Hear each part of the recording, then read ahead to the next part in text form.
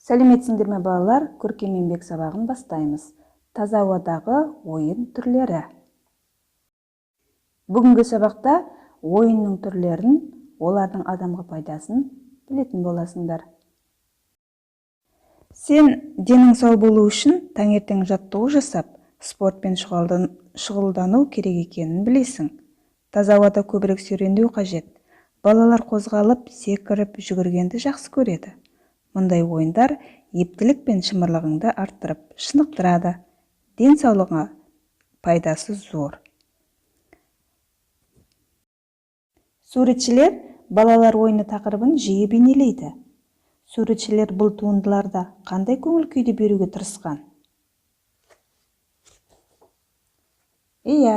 Көтеріңкі көңіл күйді беруге тырысқан. Картиналардағы балалар не істеп жатыр? Бірінші картинада шанамен сырғанауда. Екінші картинада топай ойынын ойнауда. Балалар, ұлттық ойындарды білеміз бе?